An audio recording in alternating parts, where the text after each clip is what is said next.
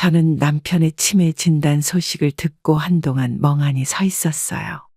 평소 건강하던 남편이 어떻게 이런 병에 걸렸는지 도무지 이해할 수 없었죠. 치매라고요? 정확한 진단인가요? 의사는 고개를 끄덕이며 차분히 말씀하셨습니다. 네, 초기 단계지만 확실합니다. 앞으로 점점 증상이 심해질 겁니다. 얼마나 진행됐나요? 치료법은 없나요? 완치는 어렵지만 진행을 늦출 수는 있어요. 꾸준한 약물 치료와 인지 훈련이 필요합니다. 병원에서 돌아오는 길. 남편은 평소와 다름없이 웃으며 이야기를 나눴어요. 하지만 저는 그의 눈빛에서 감춰진 불안과 혼란을 읽을 수 있었죠. 여보, 괜찮아요. 같이 이겨낼 수 있어요. 남편은 잠시 침묵하더니 작게 웃었습니다. 그래, 걱정하지 마. 아직은 괜찮으니까. 집에 도착하자마자 저는 두 아들에게 연락했어요. 큰아들과 작은 아들에게 아버지의 상태를 알려야 했습니다. 엄마, 정말이에요? 아버지가 치매라고요? 큰아들은 잠시 침묵하더니 의아한 목소리로 물었어요. 그래, 의사 선생님이 그러시더라. 아직은 초기라고 하니 너무 걱정하지 마. 어떡해요, 엄마. 아버지가 많이 아프신 거예요? 작은 아들은 놀란 목소리로 물었고 저는 최대한 담담하게 대답했습니다. 아직은 일상생활에 큰 지장은 없어. 하지만 앞으로는 점점 도움이 필요할 거야. 남편의 진단 소식에 가족 모두가 충격에 빠졌어요. 저는 그날 밤 인터넷으로 치매 환자 돌보는 법을 찾아보기 시작했죠. 정보를 얻을수록 앞으로의 삶이 쉽지 않을 거란 걸 깨달았습니다. 남편의 치매 진단 이후 저는 혼자서 간병을 도맡아 하고 있었어요. 처음에는 괜찮을 거라 생각했지만 시간이 흐를수록 체력적으로 점점 힘들어졌습니다. 여보, 오늘은 약 먹을 시간이에요. 남편은 멍한 눈으로 저를 바라보더니 고개를 절레절레 흔들었죠. 약? 난 아픈 적 없어. 왜 자꾸 약을 먹으라고 해? 의사 선생님이 드셔야 한다고 했잖아요. 기억나지 않으세요? 매일 같은 대화를 반복하는 것이 지치지만 참고 다시 설명했어요. 남편의 기억력은 날이 갈수록 나빠졌고 간단한 일상 활동도 제 도움 없이는 어려워졌습니다. 큰아들, 이번 주말에 좀 와줄 수 있니? 아버지 상태가 많이 안 좋아지셨어. 전화기 너머로 큰아들의 한숨 소리가 들렸습니다.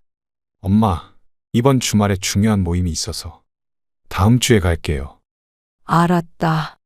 다음 주에 꼭 와야 해. 아버지가 네 얼굴을 보고 싶어 하신다. 끊어진 전화를 바라보며 깊은 한숨이 나왔어요. 이건 벌써 세 번째 미루는 거였죠. 작은 아들에게도 연락해봤지만 결과는 비슷했습니다. 어머니, 죄송해요. 지금 해외 출장 중이라 당분간 갈 수가 없어요. 출장은 언제 끝나니? 최소 한 달은 걸릴 것 같아요. 일이 좀 복잡해져서. 혼자서 남편을 돌보는 것이 점점 더 버거워졌어요. 밤에는 남편이 화장실에 가려고 여러 번 일어나기 때문에 제대로 잠을 이룰 수 없었고, 낮에는 식사 준비와 청소, 약 챙기기에 정신이 없었죠. 한 달 만에 큰아들이 집에 왔을 때 저는 이미 지쳐 있었습니다. 눈 밑에 다크서클이 짙게 내려앉았고 몸무게도 5kg 넘게 빠져 있었어요. 엄마, 많이 피곤해 보이세요. 제가 오늘은 아버지 좀 돌볼게요. 큰아들의 말에 잠시 안도감이 들었습니다. 고마워. 그럼 난 잠시 쉴게. 하지만 기대와 달리 큰아들은 아버지와 거실에 앉아 TV만 보다가 갔어요. 약 시간에 맞춰 약을 챙겨주지도 않았고 식사 준비도 하지 않았죠. 아버지, 저 이만 가볼게요. 다음에 또 올게요. 벌써 가니? 좀 더 있다 가지. 저는 큰아들을 현관문까지 배웅하며 물었어요. 아버지랑 얘기 좀 더 하고 가지 그래? 죄송해요, 엄마. 내일 일찍 출근해야 해서요. 다음에 더 오래 있을게요. 허탈한 마음으로 문을 닫았습니다. 작은 아들은 아예 연락도 잘 되지 않는 상황이었고, 큰아들마저 이런 태도였어요. 남편을 돌보는 일은 온전히 제 몫이 된 것 같았죠. 여보, 괜찮아요. 내가 있잖아요. 남편은 제 말을 알아들었는지 고개를 끄덕였지만 곧 무슨 말인지 잊어버린 듯 했어요. 저는 남편의 손을 꼭 잡았습니다. 아들들에게 실망감을 느꼈지만 표현하기가 어려웠어요. 그래도 남편을 위해 계속 힘을 내야 했죠. 남편의 병세가 점점 악화되던 어느 날, 큰아들 부부가 갑자기 집으로 찾아왔어요. 거의 2달 만에 방문이었기에 의외였습니다. 어머니, 아버지 모시기 힘드시죠? 저희가 좋은 생각이 있어요. 큰며느리가 환한 미소를 지으며 말을 꺼냈습니다. 무슨 생각인데? 아버지를 요양원에 모시는 게 어떨까요? 거기가 더 전문적일 것 같아요. 큰아들이 조심스럽게 제안했어요. 저는 순간 말문이 막혔죠. 남편을 요양원에 보내자니 갑작스러운 제안이었습니다. 요양원. 그렇게 심각한 상황은 아니야. 어머니, 아버님 재산으로 고급 요양원에 모실 수 있어요. 거기서 편히 지내실 수 있을 거예요. 큰며느리의 말에서 저는 숨겨진 의도를 눈치챘어요. 아버지 재산이라는 단어가 귀에 걸렸죠. 아버지 재산이라고? 그게 무슨 말이니? 큰아들이 어색한 웃음을 지으며 말했습니다. 아버지 통장에 꽤 큰 금액이 있더라고요. 그걸로 충분할 것 같아요. 어떻게 아버지 통장을 확인했어? 순간 큰아들의 표정이 굳었어요. 평소 남편의 재정 상황에는 관심이 없던 아들이 갑자기 통장 잔고까지 알고 있다는 사실이 이상했습니다.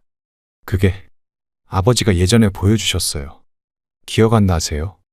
글쎄, 네 아버지가 그런 얘기를 했다고는 생각이 안 나는데. 저는 속이 부글부글 끓었지만 일단 참기로 했어요. 큰아들 부부의 진짜 의도가 무엇인지 더 지켜볼 필요가 있었죠. 그래, 일단 알았다. 생각 좀 해보마. 아들과 며느리는 만족한 표정을 짓고 돌아갔어요. 현관문이 닫히자마자 불안감이 밀려왔습니다. 남편이 힘들게 모은 재산을 노리고 있다는 생각에 가슴이 답답했죠. 그날 밤 남편이 잠든 후 저는 서랍 속에 보관해둔 통장을 확인했어요. 남편이 평생 일해서 모은 돈이었습니다. 요양원 비용을 대기에 충분한 금액이었지만 왠지 그 돈이 요양원이 아닌 다른 곳으로 흘러갈 것 같은 불길한 예감이 들었어요. 다음 날 저는 작은 아들에게 전화를 걸었어요. 큰아들 부부의 제안이 마음에 걸려 의견을 물어보고 싶었습니다. 아들아, 어제 네 형이 왔다 갔어. 무슨 일 있으셨어요? 어머니? 아버지를 요양원에 모시자고 하더라. 아버지 통장에 있는 돈으로. 전화기 너머로 잠시 침묵이 흘렀습니다. 작은 아들이 심각한 목소리로 물었어요. 어머니, 혹시 형이 아버지 통장 내역을 봤다고 했나요? 그랬어. 얼마나 있는지도 알고 있더라. 어머니, 절대 동의하지 마세요. 제가 주말에 가볼게요. 작은 아들의 목소리에서 걱정이 느껴졌어요. 며칠 후 작은 아들이 집에 왔고 거실에서 조용히 이야기를 나눴습니다. 어머니, 아버지 통장은 잘 보관하고 계시죠? 그럼 서랍에 잘 넣어두었어. 확인해 보셨어요? 최근에 인출된 내역이 있는지. 저는 의아한 표정으로 작은 아들을 바라봤어요. 그의 얼굴에는 심각한 표정이 어려 있었죠. 무슨 말이니? 혹시 네 형이? 형이 아버지 재산을 노리는 것 같아요. 예전부터 사업 자금이 필요하다고 했거든요. 작은 아들의 말에 등골이 오싹했습니다. 아들이 아버지의 재산을 노린다는 생각을 하고 싶지 않았지만 큰아들의 최근 행동이 수상했던 것은 사실이에요. 형수님도 최근에 명품 가방이랑 차를 바꿨다던데 갑자기 돈을 어디서 구했는지 모르겠어요. 그래? 그런 얘긴 못 들었네. 작은 아들이 진지한 표정으로 말을 이어갔죠. 어머니, 조심하셔야 해요. 아버지가 의식이 있을 때 미리 재산 정리를 해두는 게 좋을 것 같아요. 작은 아들의 조언에 고개를 끄덕였어요. 이후 큰아들 부부의 잦은 방문이 달갑지 않게 느껴졌습니다. 그들은 계속해서 요양원 이야기를 꺼냈지만 저는 완강히 거절했죠. 아버지는 내가 끝까지 모실 거야. 어머니, 너무 고집 부리지 마세요. 어머니 건강도 생각하셔야죠. 내 건강은 내가 알아서 할게. 네 아버지를 남의 손에 맡길 수는 없어. 큰아들 부부의 표정이 좋지 않았지만 저는 신경 쓰지 않았어요. 남편을 지키기 위해서라면 어떤 어려움도 감수할 각오가 되어 있었습니다. 어느 날 밤, 남편과 함께 저녁을 먹고 있는데 갑자기 그가 식탁에서 숟가락을 떨어뜨렸어요. 이상한 느낌의 남편을 바라보니 얼굴이 창백해지면서 고개가 한쪽으로 기울어졌습니다. 여보, 괜찮아요? 남편은 대답하지 못하고 몸을 떨기 시작했어요. 눈은 초점을 잃고 입에서는 이상한 소리가 흘러나왔죠. 여보, 정신 차려요. 순간 남편이 의자에서 미끄러져 바닥에 쓰러졌습니다. 저는 당황해서 남편의 어깨를 잡고 흔들었지만 반응이 없었어요. 구급대원과 통화하면서 남편의 상태를 설명하는 것조차 쉽지 않았어요. 네, 갑자기 쓰러졌어요. 의식이 없고 몸을 떨었어요. 불과 5분 만에 구급차가 도착했지만 그 시간이 마치 5시간처럼 느껴졌어요. 구급대원들이 신속하게 남편을 살펴보고 응급처치를 시작했습니다. 혈압이 높고 뇌출혈이 의심됩니다. 바로 병원으로 이송해야 합니다. 구급대원의 말에 가슴이 철렁 내려앉았어요. 남편을 구급차에 싣는 동안 저는 집으로 들어가 필요한 물건들을 급하게 가방에 넣었죠. 구급대원님, 같이 가도 될까요? 네, 보호자 한 분은 함께 가실 수 있습니다. 구급차에 오르면서 떨리는 손으로 두 아들에게 전화를 걸었어요. 먼저 큰아들에게 연락했습니다. 아들아, 아버지가 갑자기 쓰러지셨어. 지금 응급실로 가는 중이야. 어머니, 정말요? 근데 저 지금 출장 나왔어요. 서울에서 멀리 떨어진 곳이라. 언제 올 수 있어? 글쎄요. 내일 오후에나 가능할 것 같아요. 중요한 미팅이 있어서. 큰아들의 반응에 실망했지만 지금은 남편이 더 중요했어요. 작은 아들에게도 전화를 걸었습니다. 아들아, 아버지가 갑자기 쓰러지셨어. 지금 응급실로 가는 중이야. 지금 당장 가겠습니다. 작은 아들의 즉각적인 반응에 약간의 안도감이 들었어요. 구급차는 사이렌을 울리며 빠르게 병원으로 향했고 저는 남편의 차가운 손을 잡은 채 기도했습니다. 병원에 도착하자 의료진이 남편을 응급실로 빠르게 이동시켰어요. 저는 접수 절차를 밟으며 불안하게 기다렸죠. 얼마 후 의사가 다가왔습니다. 보호자 되십니까? 환자분 상태가 심각합니다. 뇌출혈이 확인되어 응급수술이 필요해요. 뇌출혈이요? 살 수 있나요? 지금 상태로는 예후를 말씀드리기 어렵습니다. 수술 동의서에 서명해 주시겠어요?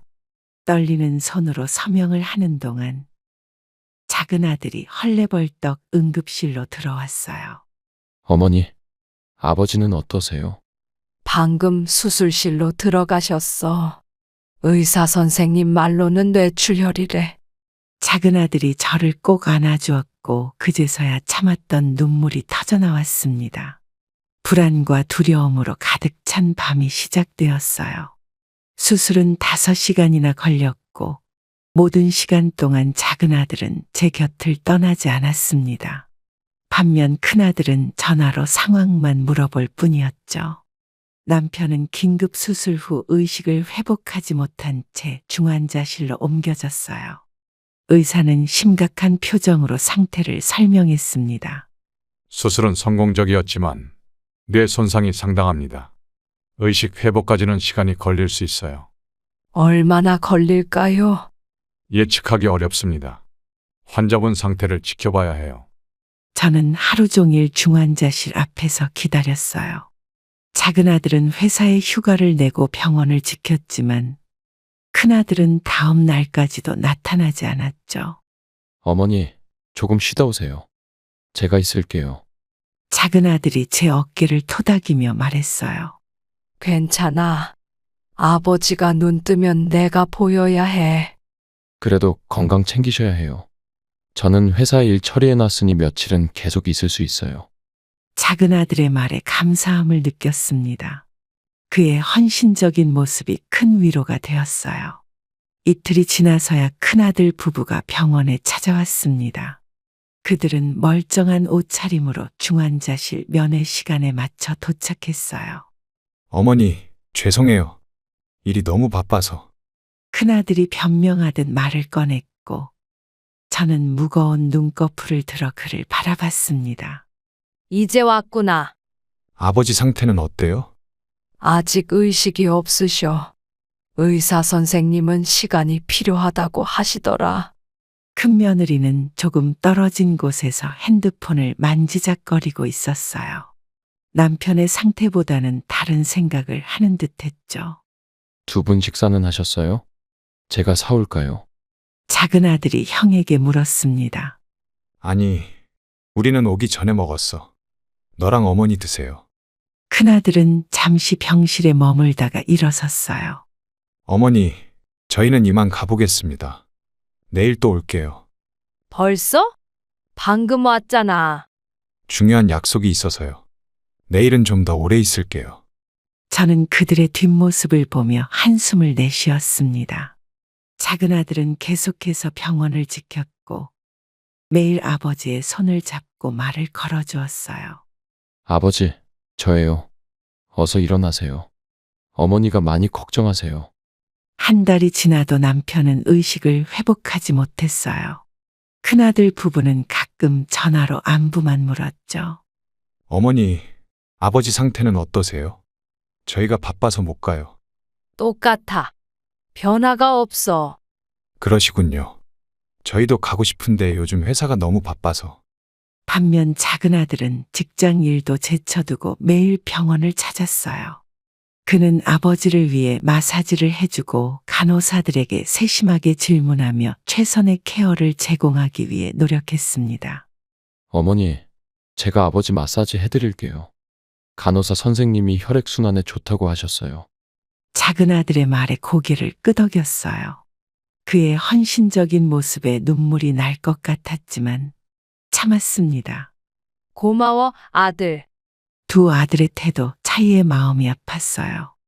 시간이 흐를수록 큰아들과 작은아들 사이의 간극은 더 커져갔습니다. 하지만 지금은 남편의 회복이 가장 중요했기에 아들들 사이의 갈등에 신경 쓸 여유가 없었어요. 여보, 빨리 깨어나세요. 우리 가족이 많이 지쳐가고 있어요. 남편의 차가운 손을 잡으며 속삭였지만 여전히 아무런 반응이 없었습니다. 이제 저는 긴 투병 생활을 각오해야 했어요. 남편이 중환자실에 입원한 지 2달이 지났어요. 의식은 여전히 돌아오지 않았고 병원비는 눈덩이처럼 불어나고 있었습니다. 간병인을 쓰기에는 비용 부담이 커서 제가 직접 돌보고 있었죠. 어머니, 요새 얼굴색이 안 좋으세요. 너무 무리하시는 거 아니에요? 작은 아들이 걱정스러운 눈빛으로 물었어요. 괜찮아. 아버지가 더 힘드실 텐데 내가 뭐 어때? 그날 저녁 큰아들에게서 전화가 왔습니다. 1달 만에 연락이었어요. 어머니, 아버지 간병비가 얼마나 나오고 있어요? 왜 그걸 물어보니? 그냥 궁금해서요.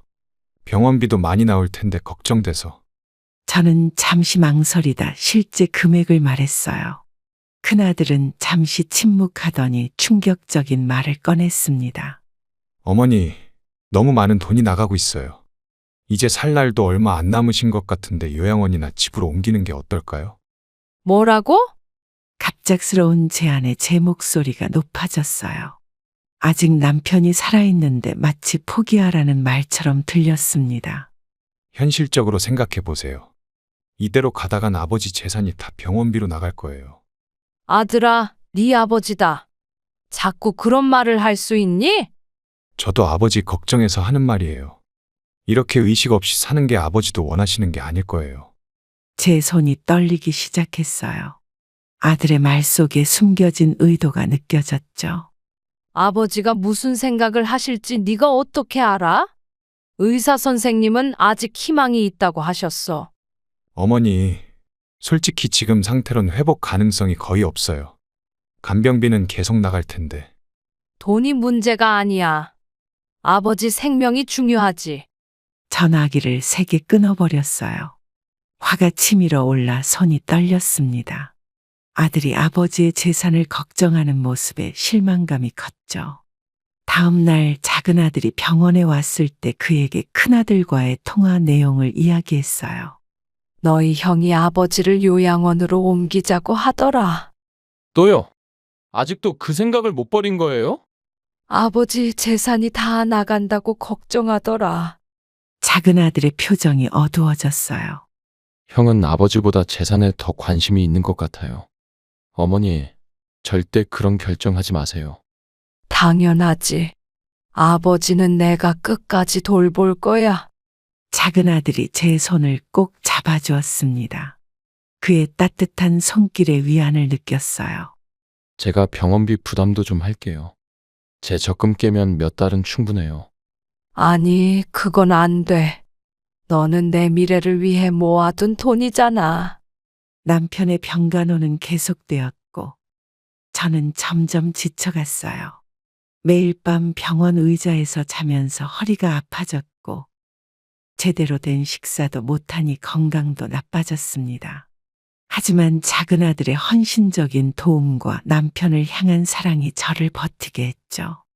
밤늦게 병실에 앉아 남편의 손을 잡고 있을 때 문득 큰아들의 말이 생각났어요. 아버지 재산이라는 표현이 자꾸 마음에 걸렸습니다. 아픈 남편을 바라보며 속으로 다짐했어요. 여보, 걱정 마세요. 제가 끝까지 지킬게요. 절대 포기하지 않을게요. 남편이 입원한 지 3달이 지난 어느 날 병원에서 뜻밖의 전화가 왔어요. 담당 간호사의 다급한 목소리가 전화기를 통해 들려왔습니다. 어머님, 지금 병원으로 빨리 오실 수 있으세요? 큰 아드님께서 오셔서 환자분을 퇴원시키려고 하십니다. 뭐라고요? 내가 동의한 적이 없는데요? 그래서 연락드렸어요. 빨리 오셔야 할 것 같습니다. 전화를 끊자마자 급하게 택시를 잡아 병원으로 향했어요. 가슴이 두근거리고 손이 떨렸죠. 도대체 큰아들이 무슨 생각으로 이런 짓을 하는 건지 이해할 수 없었습니다. 병원에 도착하자마자 남편의 병실로 달려갔어요. 복도 끝에서 큰아들 부부가 의사와 이야기를 나누는 모습이 보였습니다. 무슨 일이니? 왜 아버지를 퇴원시키려고 해? 제 목소리에 큰아들과 며느리가 깜짝 놀라 돌아봤어요. 큰아들이 어색하게 웃으며 말했습니다. 어머니, 설명드리려고 했어요. 아버지를 요양병원으로 모시려고요. 누구 맘대로? 내가 동의한 적 있니? 큰 며느리가 나서서 달래듯 말했어요. 어머니, 이제 전문적인 케어가 필요해요. 저희가 알아본 요양병원은 시설도 좋고 의료진도 훌륭해요. 병원 복도에서 이런 대화를 나누는 게 불편했지만 화가 너무 나서 참을 수 없었습니다. 당장 그만둬. 나는 여기서 아버지를 돌볼 거야. 큰아들이 저를 한쪽으로 데려가 작은 목소리로 말했어요. 어머니, 간병비가 너무 많이 나와요. 이러다 아버지 재산이 다 없어집니다. 그 말을 듣는 순간 화가 치밀어 올랐지만 병원이라는 장소를 생각해 억제했습니다. 돈이 문제가 아니야. 아버지를 돌보는 게 중요하다. 어머니, 현실적으로 생각해 보세요. 이러다 우리 모두 힘들어질 거예요. 큰 며느리도 다가와 합세했어요. 어머니, 요양병원은 전문가들이 24시간 케어해드려요. 어머니도 좀 쉬실 수 있고. 내가 힘들어도 좋아. 하지만 포기할 순 없다. 큰아들 부부는 서로 눈치를 주고받았어요. 그들의 표정에서 짜증과 불만이 역력했습니다. 어머니, 다시 한번 생각해 보세요. 우리도 아버지를 위해서 그래요. 내 남편이다. 내가 책임지 마. 너희는 걱정하지 말고 당장 나가라. 큰아들 부부는 못마땅한 표정으로 병실을 나갔어요. 제 심장은 여전히 빠르게 뛰고 있었죠. 그들이 떠난 후 남편의 손을 꼭 잡았습니다. 여보, 걱정 마세요. 내가 끝까지 지킬게요. 병실 문이 열리고 작은 아들이 들어왔어요. 그는 급히 달려온 듯 숨을 헐떡이고 있었습니다. 어머니, 형이 아버지를 데려가려고 했다면서요. 정신이 있는 건가? 방금 갔어. 네가 어떻게 알았니? 간호사 선생님이 전화하셨어요. 큰일 날 뻔했네요. 작은 아들이 제 옆에 앉아 어깨를 토닥였어요. 그의 존재가 큰 위로가 되었습니다. 어머니, 형이 워낙 돈에 집착해서 그래요. 제가 법적으로 어떻게 막을 수 있는지 알아볼게요. 고마워, 아들. 네가 있어서 정말 다행이야. 그날 이후 저는 더욱 강한 의지로 남편을 간호했어요. 큰아들 부부의 태도가 실망스러웠지만 남편을 지키는 것이 제 사명이라고 생각했죠. 작은 아들은 매일 병원을 찾아와 저를 도왔고 의사와 간호사들에게도 상황을 설명해 두었습니다. 여보, 우리 함께 이겨낼 거예요. 절대 포기하지 않을게요. 남편의 입원이 4개월째 접어들면서 저는 완전히 지쳐 있었어요. 밤낮으로 병원을 지키다 보니 체력이 바닥났고 정신적으로도 한계에 다다랐습니다. 그런 어느 날 오후 큰아들 부부가 갑작스럽게 병원을 찾아왔어요. 어머니, 많이 피곤해 보이세요. 저희가 좋은 제안이 있어요. 큰 며느리가 평소보다 다정한 목소리로 말했습니다. 무슨 제안인데? 저희가 이틀 정도 아버지 간병을 해드릴게요. 어머니는 집에 가서 좀 쉬세요. 큰아들의 말에 의아했지만 솔직히 이틀 동안이라도 쉴 수 있다는 생각에 잠시 마음이 흔들렸어요. 정말 괜찮겠니? 아버지 간병이 쉽지 않을 텐데. 걱정 마세요. 저희가 잘 모실게요. 어머니는 편히 쉬다 오세요. 큰 며느리가 제 손을 잡으며 미소를 지었죠. 그동안 보여준 냉담한 태도와는 달리 갑자기 적극적으로 나서는 모습이 의아했지만 피로가 극에 달한 상태였어요. 그래도 될까? 큰 아들이 이렇게 나서다니. 어머니, 이제 저희도 도울게요. 그동안 너무 죄송했어요. 큰아들이 봉투를 내밀었어요. 안에는 돈이 들어 있었죠. 어머니, 이 돈으로 며칠 동안 편하게 쉬다 오세요. 호텔에서 묵으셔도 좋을 것 같아요. 처음에는 거절하려 했지만 정말 지친 상태였기에 결국 그들의 제안을 받아들였어요. 잠시나마 쉴 수 있다는 생각에 안도감이 들었습니다. 알았다. 그럼 이틀만 다녀올게. 아버지 상태에 변화가 있으면 바로 연락해. 네, 걱정 마세요. 저희가 잘 돌볼게요. 병실을 나서며 남편의 얼굴을 한 번 더 바라봤어요. 무언가 불안한 느낌이 들었지만 그냥 제 예민함이라고 생각했죠. 여보, 금방 돌아올게요. 아들이 잘 돌봐줄 거예요.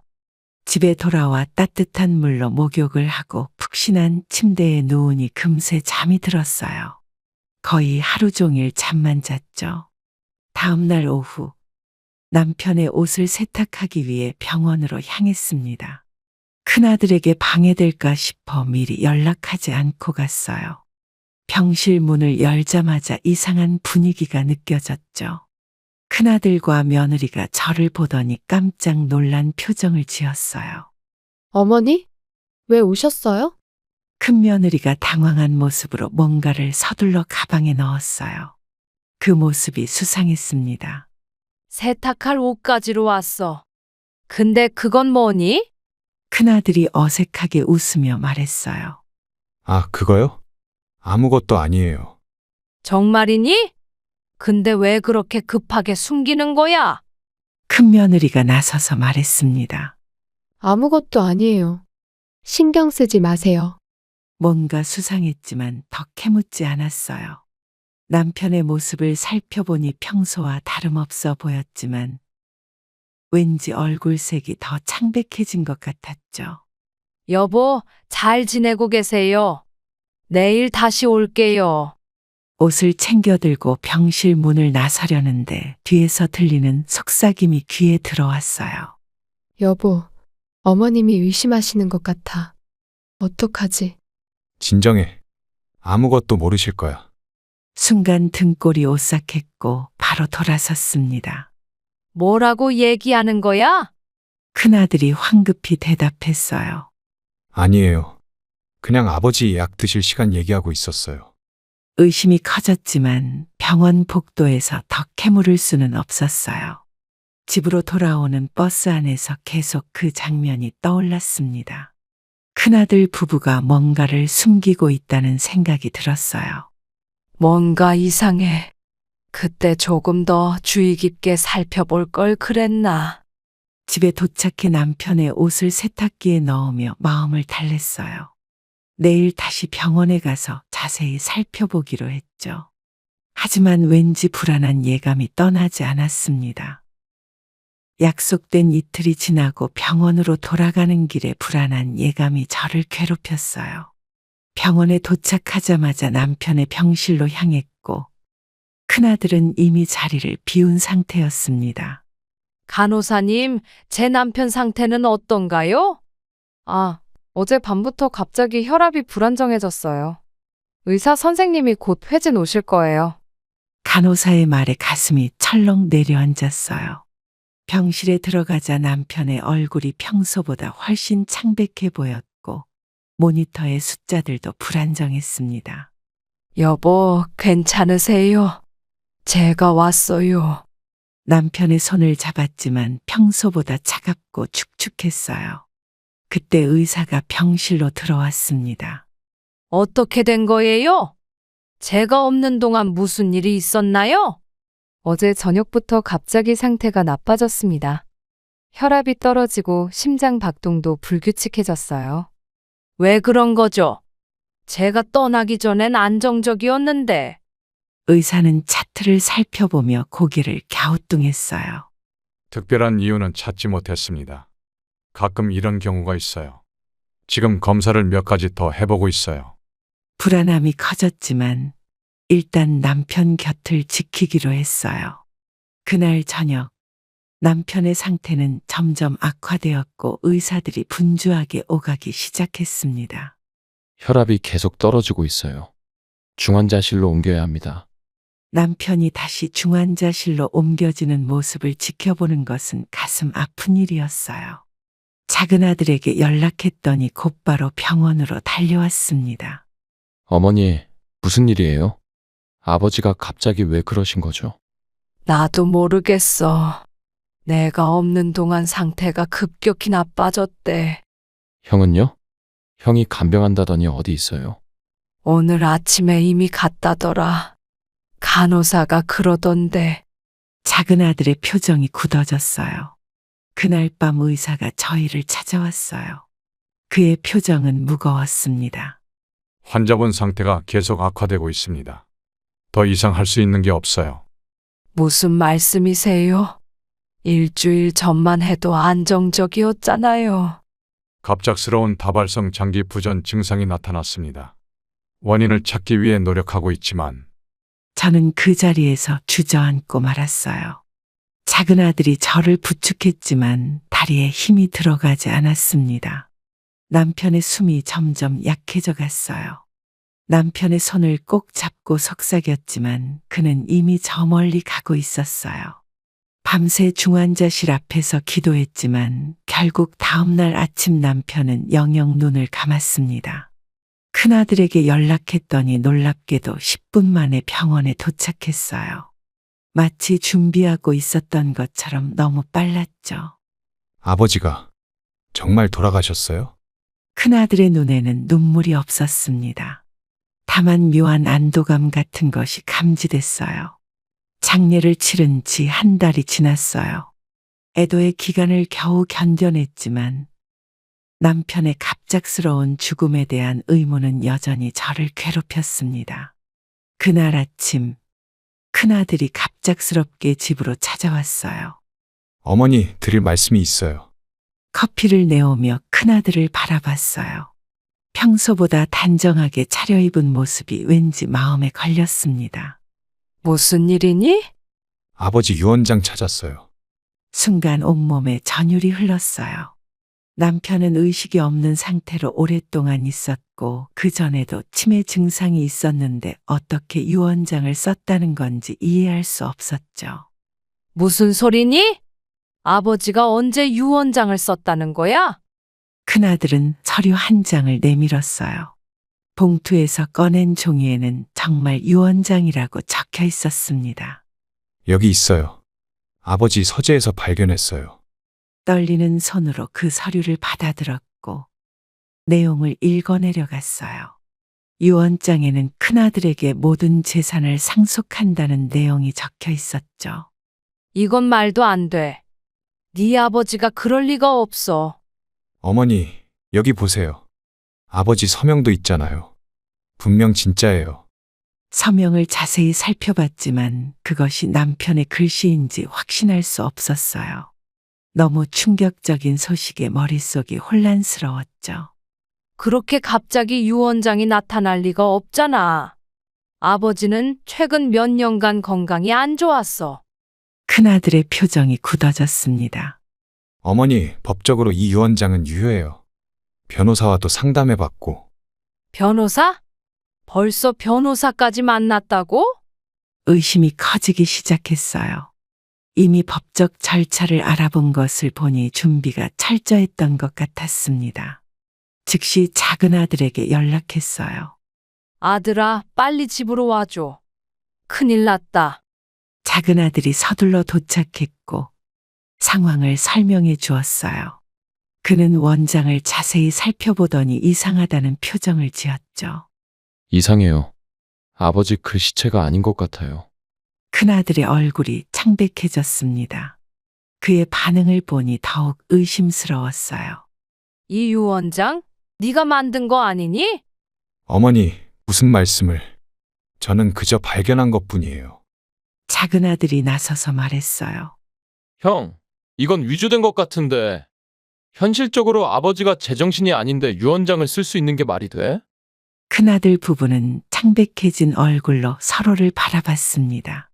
그들의 눈빛에서 불안감이 역력했어요. 저는 마음을 다잡고 단호하게 말했습니다. 이 유언장은 인정할 수 없어. 법적으로 해결하자. 큰아들은 황급히 자리를 피했고 저희는 곧바로 변호사를 찾아갔어요. 변호사는 원장을 검토한 후 심각한 표정으로 말했죠. 위조 가능성이 상당히 높아 보입니다. 필적 감정을 의뢰해 봐야겠네요. 필적 감정은 얼마나 걸리나요? 보통 2주 정도 소요됩니다. 그리고 위조로 판명되면 형사 고발도 가능해요.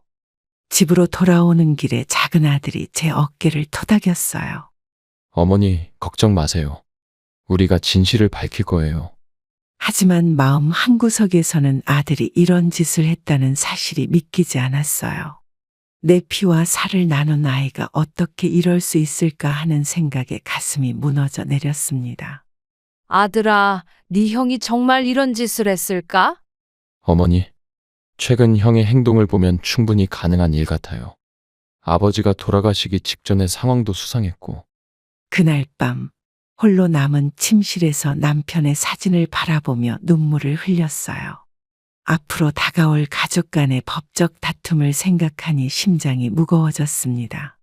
유언장 문제로 가족 간 갈등이 깊어진 지 일주일이 지났어요. 더 이상 미루기 어려워 작은 아들과 함께 변호사 사무실을 찾았습니다. 변호사는 우리를 보자마자 반갑게 맞아주었죠. 어서 오세요. 필적 감정을 의뢰하기 위한 서류를 준비해 왔습니다. 어떻게 하면 이 유언장이 위조되었다는 걸 증명할 수 있을까요? 변호사는 책상 위에 서류들을 펼치며 신중하게 말씀하셨어요. 필적 감정이 가장 중요합니다. 고인의 다른 서명 샘플이 있으신가요? 작은 아들이 가방에서 서류 봉투를 꺼냈어요. 그 안에는 남편이 생전에 작성한 여러 서류들이 들어 있었죠. 아버지의 통장, 보험 서류, 그리고 작년에 쓰신 편지도 있어요. 이것들이면 충분할 거예요. 비교 자료로 좋습니다. 변호사는 서류들을 꼼꼼히 살펴보더니 고개를 끄덕였어요. 그러면서 유언장과 비교해 보라는 듯 우리에게도 보여주었습니다. 보시면 확실히 차이가 보이네요. 회계 모양과 기울기가 다릅니다. 저는 서류들을 유심히 살펴봤어요. 분명 남편의 글씨체와 유언장의 필체는 달랐죠. 마치 누군가 흉내 내려 애쓴 흔적이 역력했습니다. 정말 다르네요. 확연히 달라요. 전문가의 의견을 들어봐야 확실해집니다. 감정을 의뢰해 보죠. 작은 아들이 불안한 표정으로 물었어요. 만약 위조로 판명되면 어떻게 되나요? 변호사가 설명해 주었어요. 형사 고발도 가능하고 민사소송으로 재산 분할을 다시 할 수 있습니다. 위조는 중범죄니까요. 가족 간의 법적 다툼이라니 생각만 해도 가슴이 아팠어요. 하지만 남편의 진정한 뜻을 왜곡하는 것을 그냥 넘길 수는 없었죠. 형사 고발이요.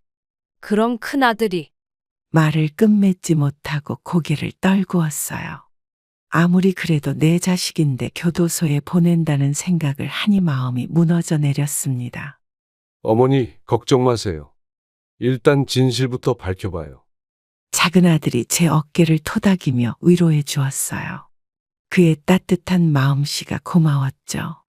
변호사는 우리의 심정을 이해한다는 듯 고개를 끄덕였습니다. 가족 간 문제가 법적으로 번지는 건 늘 어렵습니다. 하지만 진실은 반드시 밝혀져야 하니까요. 사무실을 나오면서 작은 아들이 조용히 말했어요. 어머니, 형이 왜 이런 짓을 했을까요? 돈이겠지. 네 아버지가 남긴 것들이 적지 않으니까.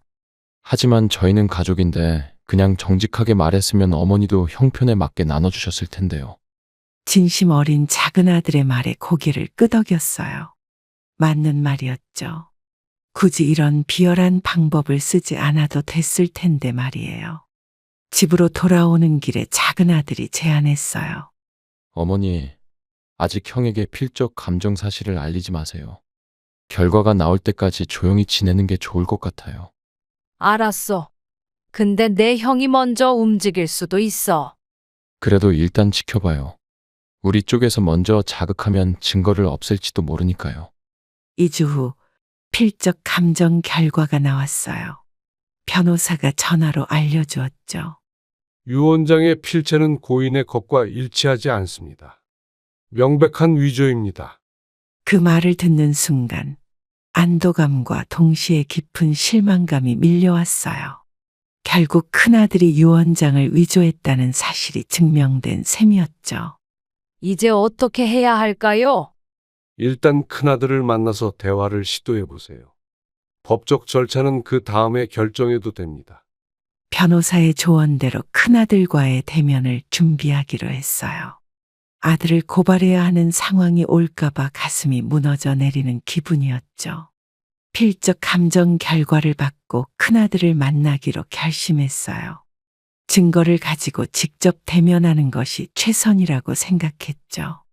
전화로 약속을 잡았고 그는 다소 의외라는 듯 목소리로 대답했습니다. 어머니, 갑자기 저를 만나자니 무슨 일이세요? 얘기할 게 있어. 내일 우리 집으로 와줄래? 네, 알겠습니다. 오후에 가겠습니다. 이튿날 큰아들이 도착하기 전에 작은아들이 먼저 와서 모든 준비를 도와주었어요. 필적 감정 결과와 변호사의 의견서를 테이블 위에 준비했죠. 어머니, 너무 감정적으로 대하지 마세요. 증거를 보여주고 형이 어떻게 반응하는지 지켜봐요. 알았어. 하지만 쉽지 않을 것 같다. 초인종 소리가 들렸고 큰아들이 다소 긴장한 표정으로 들어왔어요.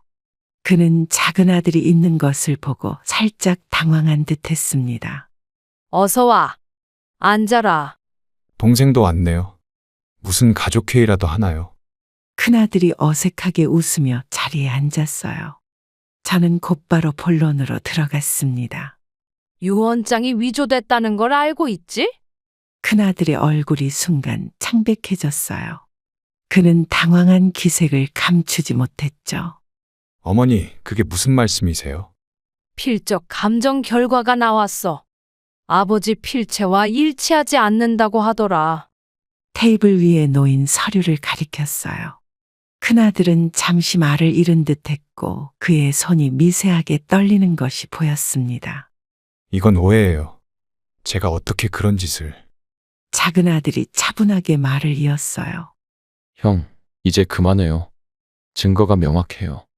아버지는 치매에다 의식불명 상태였어요. 유언장을 쓸 수 없었다는 거 형도 알잖아요. 큰아들은 잠시 침묵하더니 갑자기 태도를 바꾸었어요. 그의 눈빛이 달라졌죠. 무슨 말씀이세요? 그럴 일이 없는데요? 분명히 아버지가 쓴 유언장이 맞습니다. 명백한 증거 앞에서도 거짓말을 계속하는 모습에 실망감이 커졌습니다. 그만하렴. 이미 다 알고 있어. 네가 아버지 통장에 관심 있었던 것도 요양원에 보내려고 했던 것도 모두 돈 때문이었지. 어머니, 왜 저를 의심하세요? 저는 정말 아버지를 위해서... 더 이상 거짓말은 그만해. 법적으로 해결하고 싶진 않지만 네가 계속 이렇게 나온다면 어쩔 수 없어. 큰아들은 잠시 생각하더니 의자에서 벌떡 일어났어요. 그의 표정에는 분노와 당혹감이 뒤섞여 있었죠. 알겠어요. 어머니가 그렇게 생각하시면 어쩔 수 없죠. 저도 변호사를 만나봐야겠어요. 그는 문을 세게 닫고 나가버렸어요.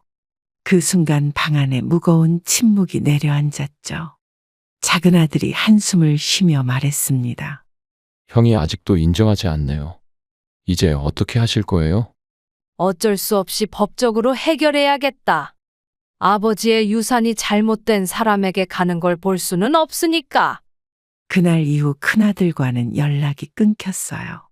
그는 저희 집에 얼굴을 비추지 않았고 전화도 받지 않았죠. 작은 아들만이 저희 든든한 지원군이 되어주었습니다. 변호사에게 상황을 설명하고 법적 절차를 밟기 시작했어요. 민사소송을 준비하면서도 가족 간의 갈등이 이렇게까지 커질 줄은 몰랐습니다. 밤마다 잠을 설치며 이 상황을 어떻게 해결해야 할지 고민했어요. 여보, 우리 아들이 어쩌다 이렇게 됐을까요? 남편의 사진을 보며 중얼거렸지만 답은 돌아오지 않았죠. 가족 간의 분열이 이렇게 깊어질 줄은 정말 몰랐습니다. 이제 긴 법적 다툼을 각오해야 했어요. 소송을 준비한 지 2주가 지났을 때 뜻밖의 연락이 왔어요. 큰아들이 만남을 요청한 것입니다. 갑작스러운 연락에 의아했지만 대화로 해결할 기회라 생각하고 약속을 잡았습니다. 어머니, 다시 얘기할 수 있을까요? 오해를 풀고 싶어요. 좋아. 그럼 내일 오후에 집으로 오렴. 감사합니다. 꼭 가겠습니다. 작은 아들에게도 상황을 알리고 함께 있어달라고 부탁했어요. 혹시 모를 상황에 대비하기 위해서였죠. 다음 날 약속 시간보다 일찍 큰아들이 도착했어요. 평소와 달리 수수한 차림새였고 얼굴에는 피곤한 기색이 역력했습니다. 어서 와. 차 한 잔 마실래? 네, 감사합니다. 거실에 앉아 차를 마시는 동안 어색한 침묵이 흘렀어요. 마침내 큰아들이 입을 열었죠. 어머니, 정말 죄송합니다. 제가 너무 이기적이었어요. 예상치 못한 사과에 저는 잠시 말을 잊었어요. 큰아들의 눈에는 진심이 담겨 있는 것 같았습니다. 갑자기 무슨 일이니? 지난번에는 완강히 부인하더니. 변호사가 증거가 너무 명백하다고 해서요. 제가 정말 잘못했습니다. 작은 아들이 의심스러운 눈빛으로 형을 바라봤어요. 그의 갑작스러운 태도 변화가 석연치 않았죠. 형, 정말 인정하는 거예요? 아니면 소송이 불리해서 그런 거예요? 아니야, 진심이야. 더 이상 가족끼리 다투고 싶지 않아. 큰아들의 눈에 눈물이 고이는 것을 보고 마음이 조금 누그러졌어요. 하지만 여전히 경계심은 남아 있었습니다. 그래? 어떻게 하고 싶은데? 큰아들이 고개를 숙이며 말했어요. 어머니, 이제 모든 걸 바로잡고 싶습니다. 제 욕심 때문에 가족이 다 망가질 뻔했어요. 그럼 유언장이 위조된 것도 인정하는 거니? 네, 제가 만들었습니다. 정말 후회하고 있어요. 그 말을 듣고 제 마음이 조금은 풀렸지만 완전히 믿기는 어려웠어요. 너무 갑작스러운 변화였기 때문이죠. 왜 그랬니? 아버지의 재산이 그렇게 중요했어? 최근에 사업이 안 좋아서 급하게 돈이 필요했습니다.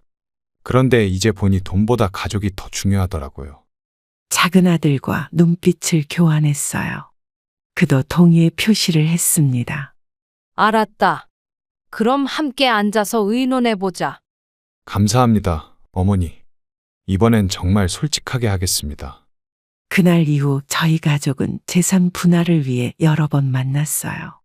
때로는 의견 충돌도 있었지만 서로를 이해하려 노력했죠. 무엇보다 큰아들이 자신의 잘못을 인정하고 변화하려는 모습을 보여 다행이었습니다. 어머니, 제가 분명 잘못했지만 마지막 기회를 주셔서 정말 감사합니다. 변호사의 도움을 받아 공정한 재산 분할 계약서를 작성했어요. 큰아들과 작은아들 모두 동의했고 법적 문제도 해결되는 듯 했습니다. 물론 큰아들이 소송을 피하기 위해서 저에게 연락한 건 알고 있었어요. 하지만 적어도 법정에서 다투는 것보다는 나았죠. 가족 간의 상처가 완전히 아물기까지는 시간이 필요했지만 첫 발을 내디딘 것 같아 다행이었습니다. 재산 문제가 해결되고 한 달 정도 평화로운 시간이 흘렀어요. 가족 관계도 조금씩 회복되는 듯 했고 저는 그제서야 마음의 짐을 내려놓을 수 있었습니다. 그런데 어느 날 아침 갑자기 큰아들이 집으로 찾아왔어요. 어머니, 드릴 말씀이 있어요. 평소와 다른 진지한 표정에 불안한 예감이 들었습니다. 무슨 일이니? 아침부터 웬일이야? 아버지가 남기신 땅 명의를 저한테 넘겨주셨으면 해요. 순간 머릿속이 하얘졌어요.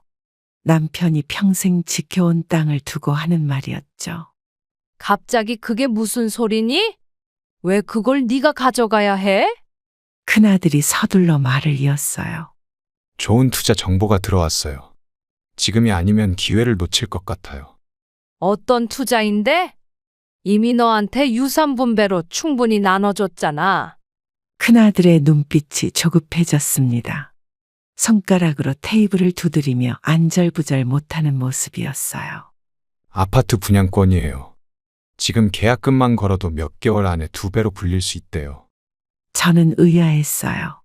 몇 주 전만 해도 반성하던 태도는 온데간데 없고 다시 재산에 집착하는 모습이 보였죠. 원래 그건 작은 아들에게 물려주기로 했어. 네 아버지의 뜻이었어. 그건 말씀 안 하셨잖아요. 제가 장남인데 당연히 제가 더 많이 받아야 하는 거 아닌가요? 큰아들의 목소리가 높아졌어요. 평소와 다른 태도에 당황스러웠지만 저는 확고한 입장을 지켰습니다. 아들아, 그런 게 아니야. 공평하게 나눠주는 게 맞아. 어머니, 제가 잘 관리할게요. 지금 빨리 처분해야 해요. 문서만 제 명의로 바꿔주시면 돼요. 너무 조급하게 구는 모습이 의심스러웠어요. 그의 투자 이야기가 진실인지 의문이 들었죠. 안 돼. 그렇게 급하게 결정할 수 없다. 큰아들의 표정이 일그러졌고 그는 자리에서 벌떡 일어났어요. 이게 우리 가족을 위한 거예요.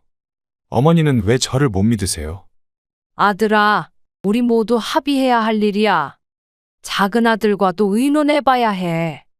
큰아들은 정말 화가 난 것 같았어요. 얼굴이 불그락푸르락해지면서 손을 떨었습니다. 동생은 이런 거 몰라요. 제가 알아서 할게요. 어머니만 동의해 주시면 돼요. 점점 고조되는 분위기에 단호하게 말했어요. 안 된다니까. 당장 돌아가라. 어머니는 저를 못 믿으시는 거예요? 제가 얼마나 반성했는데. 그 순간 큰아들이 화를 내며 일어섰어요.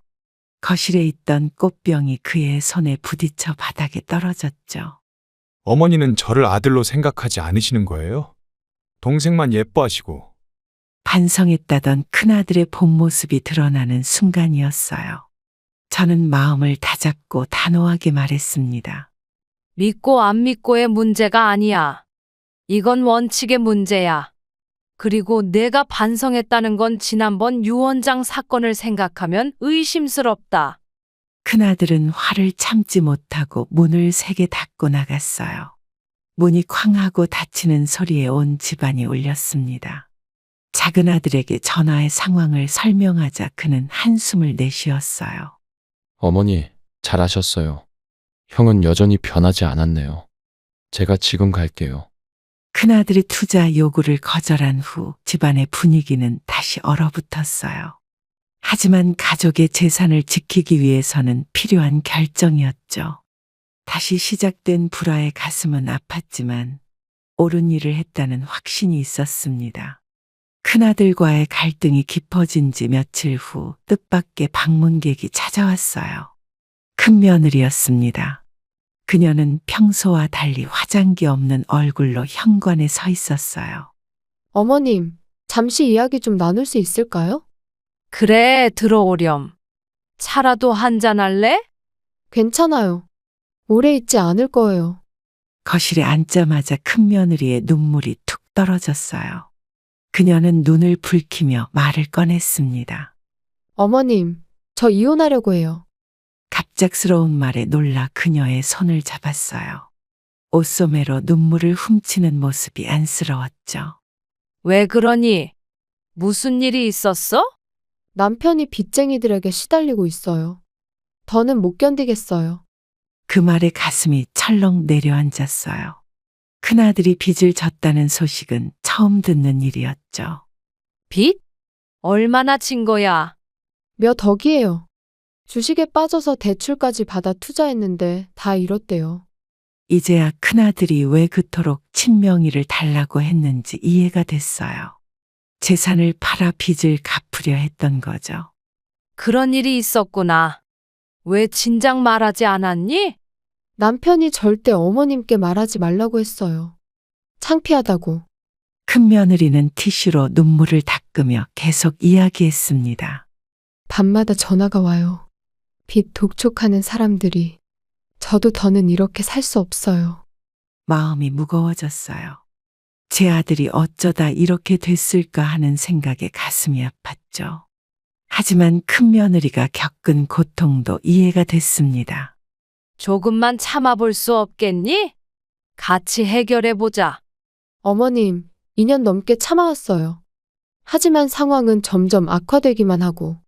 그녀의 말을 듣고 있는데 초인종이 울렸어요. 문을 열자 큰아들이 초췌한 모습으로 서 있었습니다.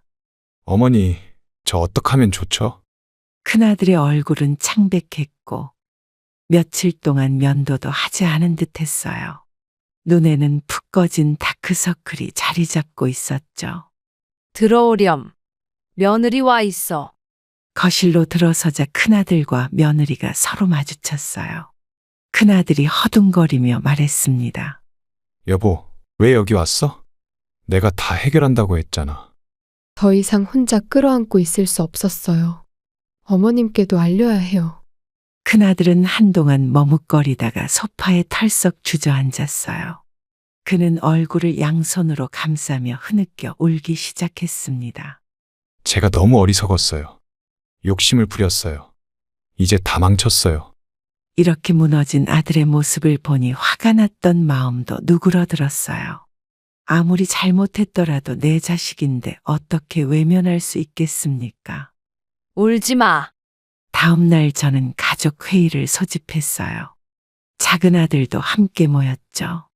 큰아들의 상황을 모두에게 설명하고 어떻게 해결할지 논의했습니다. 형, 왜 진작 말하지 않았어요? 제가 조금이라도 도울 수 있었을 텐데. 미안해. 너무 창피했어.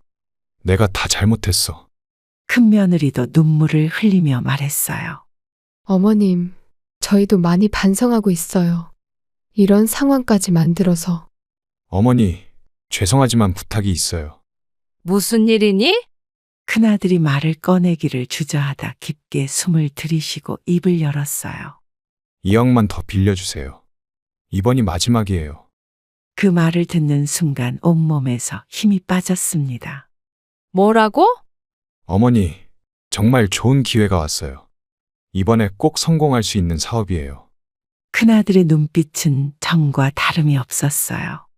지난번 반성하던 모습은 어디로 갔는지 다시 욕심에 가득 찬 눈빛이었죠. 아들아, 미안하지만 이젠 더 도와줄 수가 없구나. 왜요? 어머니도 저를 못 믿으세요. 믿고 안 믿고의 문제가 아니야. 큰아들의 표정이 굳어졌어요. 그는 차분한 목소리를 유지하려고 노력하는 것 같았지만 말투에서 분노가 느껴졌습니다. 아버지가 남기신 유산이 있잖아요. 집이랑 토지까지 다 합치면 몇십억은 될 텐데. 그건 우리 가족 모두의 것이야. 내 동생 목도 있고 내 노후를 위한 것도 있어. 큰아들이 갑자기 목소리를 높였어요. 하지만 제가 장남이잖아요. 당연히 제 몫이 더 많아야 하는 거 아닌가? 그의 태도에 화가 났지만 최대한 평정심을 유지하려고 노력했어요. 아무리 그래도 내 아들이니까요. 그런 법은 없어. 아버지 재산은 다 몫이 있는 거야. 그리고 저번에 너한테 주지 않았니? 그건 턱없이 부족했어요. 그 정도 가지고 어떻게 사업을 일으키라는 거예요? 큰아들의 얼굴이 점점 붉어졌어요. 그는 이성을 잃은 것 같았습니다. 어머니는 저를 도와주기 싫은 거예요? 제가 망하는 걸 보고 싶으신 거예요? 그 말에 마음이 아팠지만 더 이상 아들의 욕심을 채워줄 수는 없었어요. 좋게 끝내려고 했지만 그는 이성적인 대화가 불가능한 상태였죠. 아들아, 너무 감정적으로 되지 마. 냉정하게 생각해봐. 냉정하게요? 어머니도 아시잖아요. 지금 제가 얼마나 급한지. 큰아들은 분노에 차서 자리를 박차고 일어났어요. 그의 눈에는 원망의 눈빛이 가득했습니다. 알겠어요. 어머니가 그렇게 나오시겠다면 저도 할 수 없죠. 그는 문을 세게 닫고 나가버렸어요. 그 소리에 온 집이 흔들리는 것 같았죠. 한동안 멍하니 앉아있다가 작은아들에게 전화를 걸었습니다. 아들아, 형이 또 돈을 달라고 했어. 또요? 저번에 어머니가 주신 돈은 다 어디에 쓴 거죠? 모르겠다. 이번엔 2억을 더 달라는구나. 작은아들이 한숨을 내쉬었어요. 어머니, 이제 그만 도와주세요. 형은 절대 변하지 않을 거예요. 전화를 끊고 창밖을 바라봤어요. 하늘은 맑았지만 제 마음은 먹구름이 가득했죠. 아들과의 관계가 더 깊은 골로 빠져드는 것 같아 가슴이 아팠습니다. 날이 어두워질 무렵 휴대폰에 문자가 왔어요. 큰아들이었죠. 어머니 정말 실망입니다. 피도 눈물도 없으시네요. 저는 이제 더 이상 어머니를 찾아뵙지 않겠습니다. 그 메시지를 읽으며 눈물이 흘렀어요. 하지만 저는 제 결정이 옳다고 믿었습니다. 이제 가족 간의 갈등이 더 깊어질 것 같아 두려웠지만 올바른 길을 지켜야 한다는 걸 알았어요. 큰아들과의 불화 이후 일주일이 지났어요. 그동안 연락도 없었고 찾아오지도 않았죠. 소식이 궁금했지만 먼저 연락하기도 어려운 상황이었습니다. 그러던 어느 날 작은아들이 급하게 전화를 했어요. 어머니, 형 소식 들으셨어요? 가슴이 철렁 내려앉았습니다. 작은아들의 목소리가 심상치 않게 들렸어요. 아니, 무슨 일이니? 형이 그동안 거짓말을 한 거예요. 무슨 말이야? 어떤 거짓말? 작은아들이 한숨을 쉬며 말을 이어갔어요. 주식 투자도 빚도 며느리와의 이혼 이야기도 모두 거짓이었대요. 순간 뭐라고 대답해야 할지 몰랐어요. 정신이 하얘지면서 앉아있던 소파에 깊이 주저앉았죠. 그게 무슨 소리니? 그게 무슨 말이야? 형수님을 만났어요. 그분 말로는 형이 주식에 손해본 적도 없고 빚도 없대요. 그냥 어머니 돈을 받아내기 위한 연극이었던 거죠. 분노와 배신감이 치밀어 올랐어요. 단지 돈 때문에 어머니와 동생을 속였다는 사실이 믿기지 않았죠. 그런 말도 안 되는. 왜 그런 짓을? 형수님 말로는 형이 해외여행 가고 싶어 했대요. 유럽의 호화 크루즈를 타고 싶어서. 숨이 막혀왔어요. 아들이 단지 여행 경비를 마련하기 위해 이런 끔찍한 거짓말을 꾸몄다는 게 너무나 충격적이었습니다. 지금 어디 있니? 저는 형수님 카페에 있어요. 형이 어머니 돈으로 형수님 카페 확장한다고 거짓말한 것도 알게 됐어요. 화가 치밀어 올라 손이 떨렸어요. 떨리는 손으로 전화기를 들고 큰아들에게 전화를 걸었습니다. 지금 당장 집으로 와. 할 말이 있다. 제 목소리에 담긴 분노를 느꼈는지 큰아들은 아무 말 없이 네, 라고만 대답했어요. 기다리는 동안 저는 방 안을 서성거렸어요. 어떻게 내 아들이 이렇게까지 비열하게 행동할 수 있는지 이해가 되지 않았습니다. 마침내 현관문 소리가 들렸고 큰아들이 조심스레 들어왔어요. 어머니 부르셨어요? 모든 걸 다 알았다. 네가 한 거짓말들을. 큰아들의 얼굴이 창백해졌어요. 그는 잠시 말을 못하다가 엉겁결에 변명을 시작했습니다. 어머니, 그게 어떤... 거짓말하지 마. 네 와이프가 다 말했어. 주식 투자한 것도, 빚이 있다는 것도, 이혼한다는 것도 다 거짓말이었지?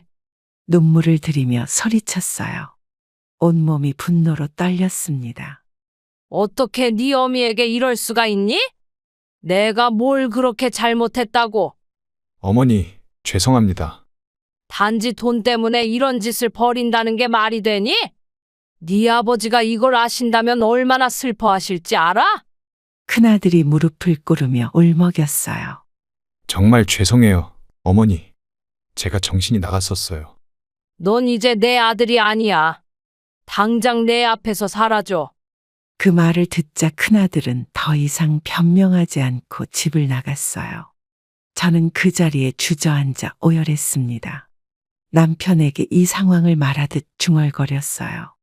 여보, 우리 아들을 어떻게 해야 할까요?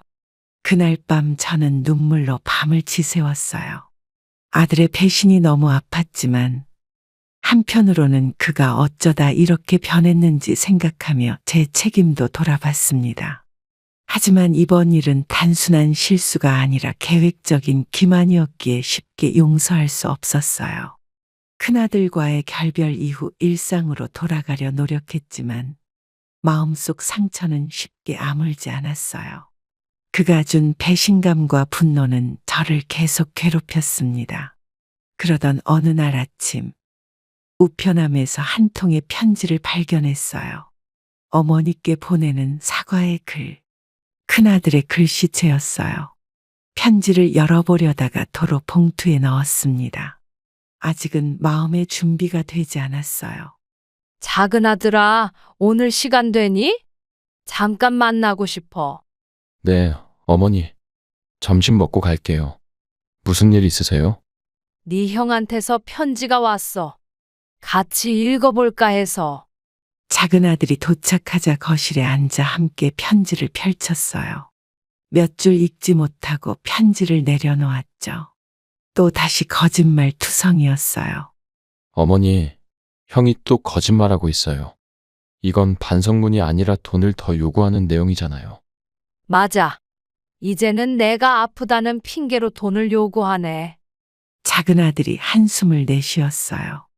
그는 형에 대한 실망감을 감추지 못했습니다. 이제 정말 단호하게 대처해야 할 것 같아요. 어떻게 하면 좋을까?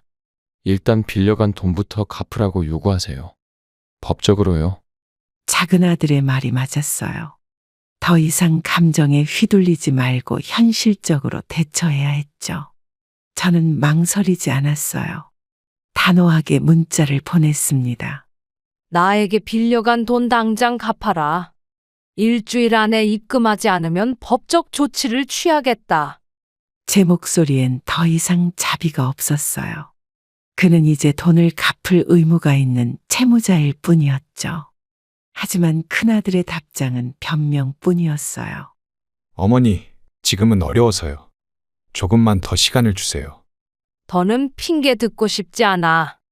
갚을 거야, 말 거야. 매주 같은 대화가 반복되었고, 큰아들은 계속해서 변명만 늘어놓았어요. 결국 저는 마지막 통보를 했죠. 이게 마지막이다. 돈을 갚지 않겠다면 이제 넌 내 아들이 아니야? 예상치 못하게 큰아들의 대답은 차가웠어요. 알겠습니다. 그렇게 하시죠.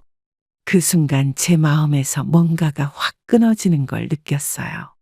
더 이상의 눈물은 없었습니다. 그래, 끝이다. 작은 아들이 제 결정을 지지해 주었어요. 어머니, 잘하셨어요. 이제 새로운 시작을 하세요. 그 뒤로 큰아들과의 연락은 완전히 끊겼어요.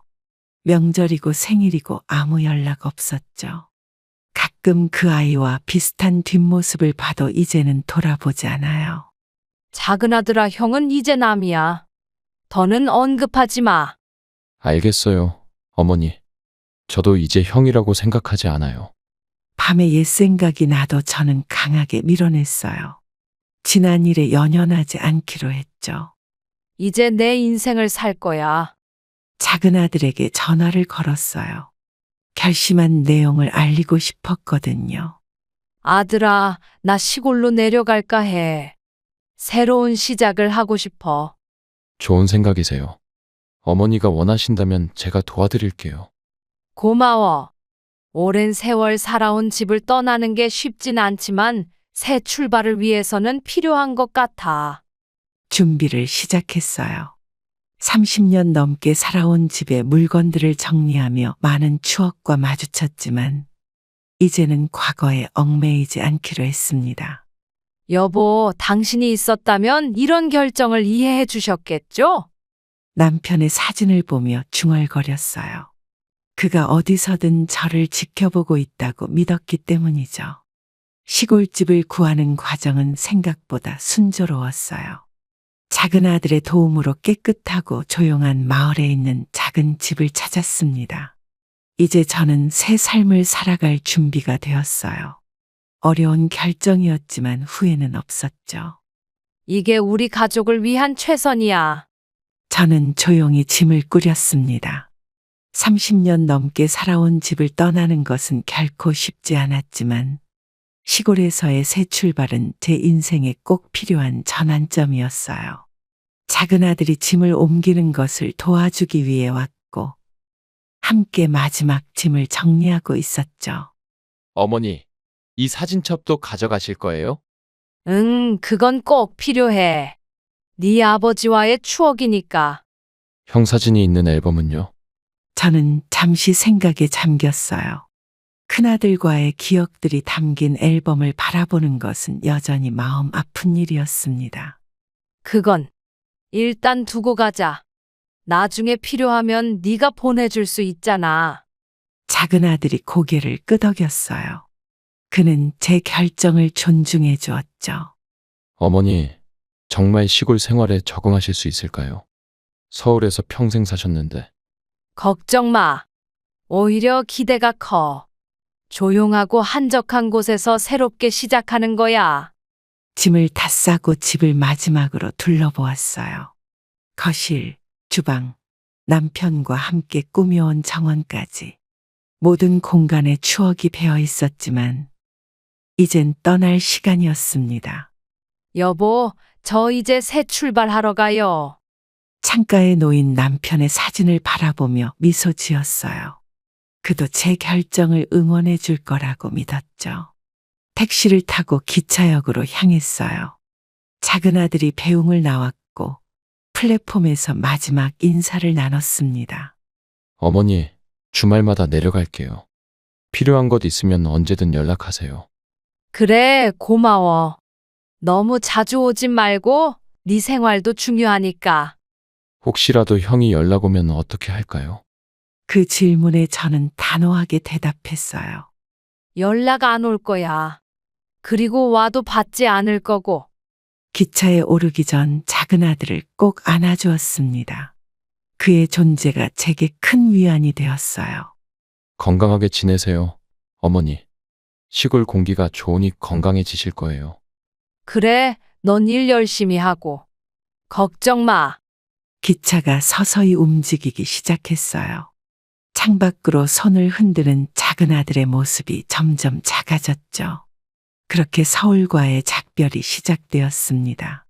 창밖으로 스쳐 지나가는 풍경들을 보며 지난 날들을 떠올렸어요. 아이들이 자라던 모습, 남편과의 행복했던 순간들, 그리고 최근의 아픈 기억들까지. 모든 것이 저를 지금의 모습으로 만들어준 소중한 경험이었습니다. 앞으로는 나만의 삶을 살아야지. 이렇게 제 인생을 돌아보니 변화란 때로는 아프지만 필요한 과정이었음을 깨닫게 됩니다. 남편의 병환과 죽음, 아들과의 갈등은 큰 상처였지만 그 아픔을 통해 오히려 더 강해졌어요. 우리 인생은 예상치 못한 방향으로 흘러가기도 하지만 그 경험들이 우리를 더 지혜롭게 만들어줍니다. 가족이라는 이름이 모든 것을 용서하고 감내해야 하는 이유가 될 수는 없다는 것도 배웠습니다. 진정한 사랑은 서로를 존중하고 이해할 때 가능한 것이죠. 때로는 관계를 정리하고 떠나는 것이 서로에게 더 나은 선택일 수 있습니다. 그럼 오늘도 행복한 하루 되시길 기원하겠습니다. 감사합니다.